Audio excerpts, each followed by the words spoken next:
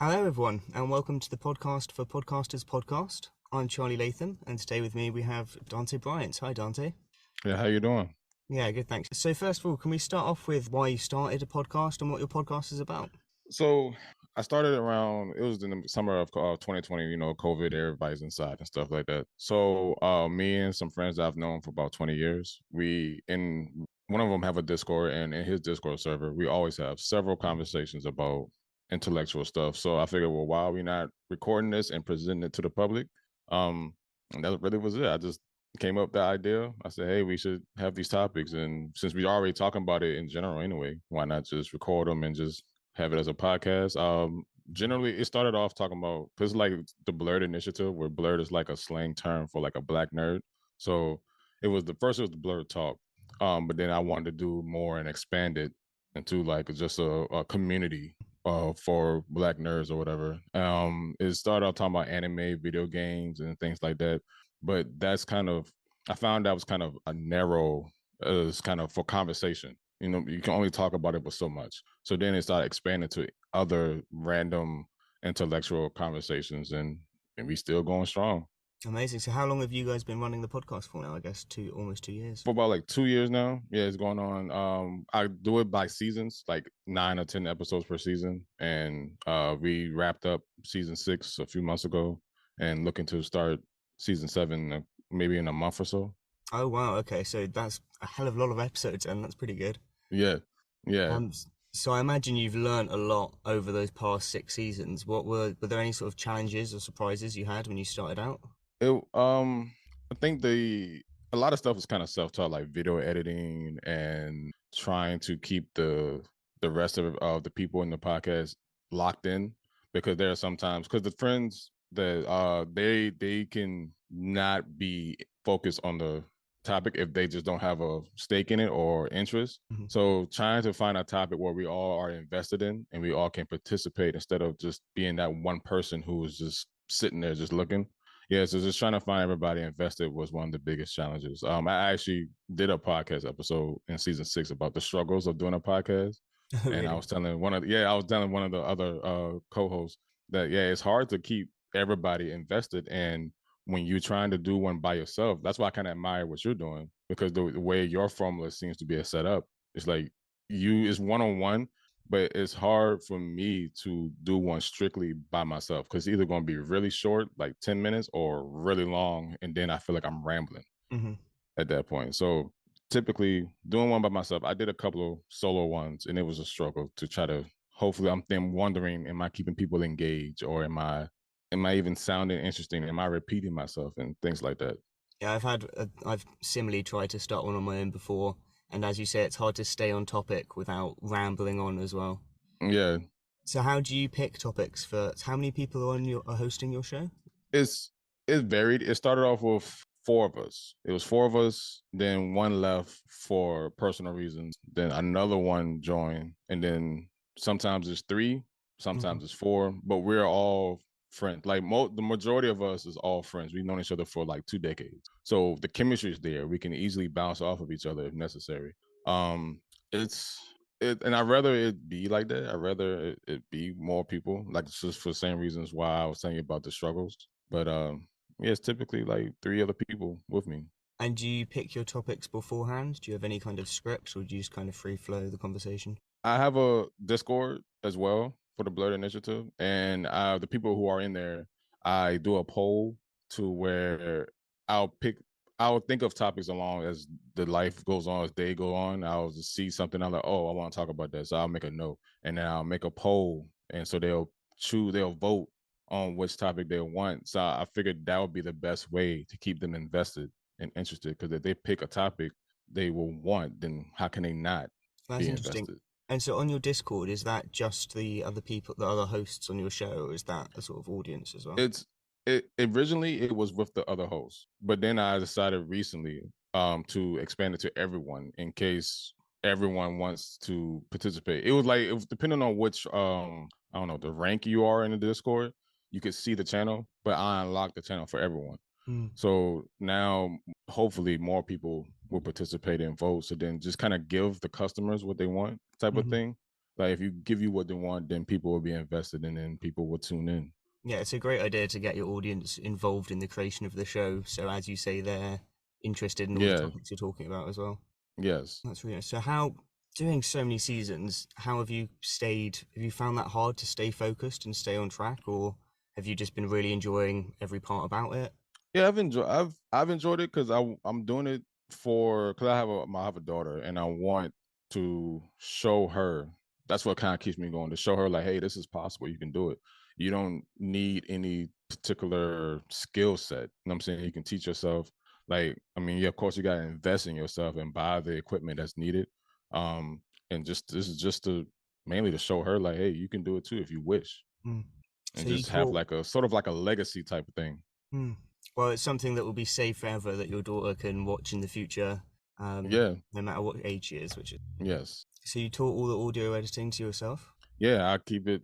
I just watch a lot of YouTube videos on editing and how to transition, how to cut this, cut that. You know, I mean, it's worth it. It's worth it. The time to put into it, you will get it back. You will see it come back to you. So it's always nice to keep learning. I appreciate that the fact that there is a YouTube where I can continually teach myself things and improve myself, improve the podcast, improve because I didn't always have like I have a Shure ME7 mic. I didn't always have that mic. But it took research to figure out what's the best sound I can get, the best quality. And then I also have the podcast on Spotify and stuff like that. So researching how to get it to more people, because not everybody goes to YouTube. Mm-hmm. Or not everybody's on Spotify. So doing the research to get it out there to the audience has been a wonderful learning experience. Yeah, it's amazing how much you can learn off YouTube. It can teach you anything. Yes, YouTube University. Yeah, exactly. And have you been using YouTube Shorts at all? I've just recently started doing that. I've had a TikTok more just for entertainment purposes, Mm-hmm. but then it occurred to me like, why am I not using it for the podcast? So I've been rewatching podcasts and then like a sound bite. I'll just I'm on my phone, just screen record it, clip the video, edit the video a little bit to cut it within the minute, I guess, that they give you. Mm-hmm. And just post it on TikTok, and then I'll probably post a question on the TikTok to get the people who sees it to interact with the thing, and then hopefully they will go to the Spotify or the YouTube to actually watch the full episode. And then sort of same on YouTube, I post the same video from TikTok and just move it over to YouTube Shorts. Yeah, it's a great way to reach a wider audience with content that you've already created. As you say, you just have to edit it down from that, so it's almost free advertising in a way. Yeah. That's really. And so, how you say you do it in seasons? How regularly do you release an episode each season? When it was weekly, I've been doing research on when's the best time to get people to, but it seems like each time I research it, I get a different answer. Yeah. So I'm not really sure what's the ideal time or day. Initially, I would think that people are going to work. They probably want to listen to it while they're going to work. So I try to release it like 6 o'clock in the morning. I guess I just thought, see if that works. I don't know if it's working. I don't know if it's working, but it just seemed like a good time. You wake up, you be like, oh, okay, there's a podcast episode out, and then you do it. The days I've done it have been different. I've done it on a Tuesday morning, Wednesday, or Friday, and I don't see any difference in interaction. So, but I'm content on having it come out like 6 o'clock in the morning. When you wake up, you'll see it, and then like a notification. Well, that's and it. hopefully that'll make you go to it. Yeah, it makes sense. That's when people would be listening to podcasts when they start their day, isn't it? Yeah, on the way to work or something. That's exactly it. And I think having that sort of consistency and regularity is really important as well, because then people know when to expect the new episode of your show. Yeah, I just have to find a way to be consistent in between seasons, like when to start the next season. I think once I figure that out, I should be fine. Hopefully. And how are you deciding when to do seasons at the moment? Is it just when life allows, or? Yeah, because initially I did it when I'll do a season, it'll probably take maybe like I do 9-10 episodes. That's like a couple of months of recording and stuff like that. So then once that season's over, initially like I'll take a break for like a month or so and then start back up again. But because I'm not by myself, because there's other co-hosts, I have to take into account what they got going on in their lives. So lately, because things has just been different for everyone in general, I've just been trying to space it out more, give people more of a break, Hmm. and then hopefully the audience will still be there. I don't want to wait terribly too long, or I'm saying I don't want to wait like months and months and months. I want rather just be like a month or so, and then come back. Hey, we're back. Welcome to next season. Blah blah blah blah, and then hopefully just keep it that same formula. Mm. So I find it hard enough doing all the scheduling and keeping all the time in place with just myself. I Yeah, can't even imagine doing it with three other people. yeah, it can be difficult. I mean, because life happens, and you can't. Things don't always go as planned, so you always got to constantly readjust. Hmm. And so, of course, you have all the other hosts with you, but do you do all the production your own? You do the editing and the publishing and the Yeah, social all of media? that. Yeah, I do all of that on my own. I wish I had somebody else to do it, because sometimes I just don't feel like doing it. It's exhausting sometimes. But Hmm. yeah, I do everything. I figured, why not do it myself? Keep everything in house. Therefore, keep money in my pocket, Hmm. and that money can go to wherever else I wanted to go to. So yeah, I do everything: video editing, production, posting, publishing. But I mean, sometimes it's difficult, but And do you have I a try to rough get it done. estimate of how long it takes you to do that sort of post-production altogether? Well, when it's if I know what I'm looking for, it don't take long. Hmm. Because as the podcast episode is going, I'm even though I'm trying to engage in conversation, I'm also trying to find certain like sound bites, and then I try to take note of the time frame that sound bite took place in. So now I can go straight to it without having to watch the whole episode over again. Hmm. Like if something's going on during the episode, I try to keep a mind or make a note. Okay, this happened at this time, so then or around this time, so I can just go to it. So that cuts down the time of editing Hmm. like a great deal since I started doing that. Yeah, taking notes definitely saves you so much time. It's easy to Yeah, forget because to when editing, you're drawn into a conversation. yeah, because editing can be really tedious at times, and it's just like I don't want to do it. I don't feel like doing this. So I don't want to get like that. I want to just get to the point, get right to it, edit it out, and just publish it. And hopefully, there's no errors when it's actually coming out. Mm. And so, with over 50 episodes, I guess you've had, have you had any Yeah, that you've done that have stood out to you that have been your sort of most successful or favorite episodes that you've created? yeah, I've had a few.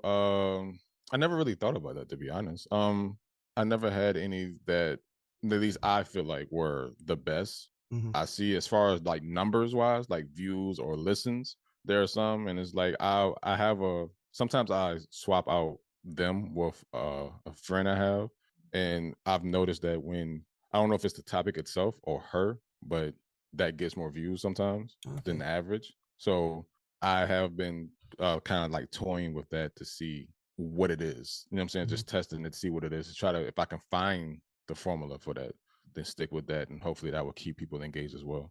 Hmm. That's interesting. And so, from the creation of the shows you're doing now compared to the creation of the ones when you started, obviously you've got Mhm. your sound equipment. Is there anything else you've changed in how you create the shows? Um, Not really. Just the average, just better equipment. My approach is different, so I would do a little bit more research now, Hmm.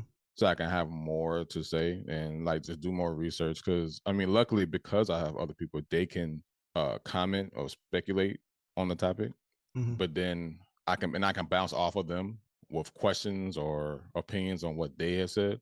But I mean, normally I've done more research on topics. I've gotten to more serious, I guess you could say, topics. Topics that people I think want to talk about, but they don't or can't for whatever reason. Hmm. Maybe in fear of being canceled or whatever the case may be. So you do a lot of research on the topic, but you still keep it quite a free-flowing, sort of non-scripted conversation. Yeah, it's not. Yeah, it's like so. It's like I'll just say, okay, here's a topic. This is the topic we're discussing today, and I do that in the introduction. They are, of course, already know what the topic is, but for the audience, I'll say, hey, this is the topic Hmm. of today's episode, and then we just go. They may have like a little scripts on the side, or they have talking points, Hmm. but for the most part, it's just we're just here's a topic and we're talking about it, and then we just go. So just to finish off, I always like to ask every guest if they have their top three tips for anyone who's thinking of starting a podcast. So do you have any top three tips that come to mind? Number one, the first tip would be just do it. Don't overthink it. If you want to do it, do it. I guess the second one would be don't let social media dictate whether you're doing it or not. Or that can go into number one, I guess. But don't let social media dictate, because I know I've seen people that are like, "Don't you do that podcast for 2023 or something like that." I saw like a meme. And I'm like, "Well, it's too late for me. I've been doing it for a while, so it is what it is. I'm not gonna stop." Yeah, just like do the research. Be the best you can be while you're doing it.